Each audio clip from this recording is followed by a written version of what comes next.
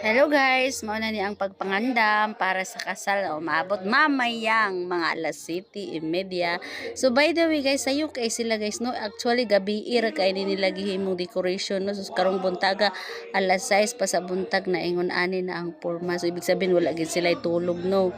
So ganito guys pinakanindot sa akong nakita nga akong mga natambungan sa mga kasal guys kani ang giganahan nako no. Simple ra siya sa price pero bongga tan-aw na ang maong decoration. So kung doon na mo'y gusto o event nga gusto ninyong ipa-decorate niining mga decoration near nato, PM lang kay tabangan ta mo kung paano nyo sila makontak. Guys, ganahan kay ko sa ilang view sa pag-decorate guys. Wala jud ko'y masulti kay kining amo ang kumbento or auditorium.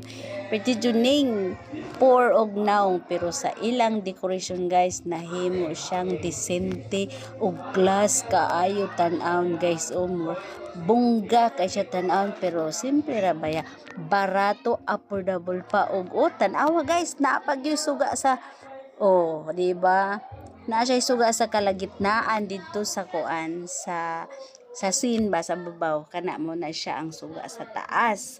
Kung gabi ni guys labaw pa ni kagwapo guys galing lang adlaw lang giheld so dili jud kay nato ma-appreciate ang mga suga niya. So kana na mga kilid ana na mga suga di ba na siya mga suga guys nindot jud og gabi kung inani ang mga decorations. Mo na guys ang nindot nga kana na ang kuan ba bati kay ang imuhang reception pero ilahang gipagwapo di ba. Di ba? Parkinganan na sa motor sa diris among location, parkinganan na dia sa motor pero actually ang motor gipadaplin sa kay kana ang gitagaan og special event ngayon.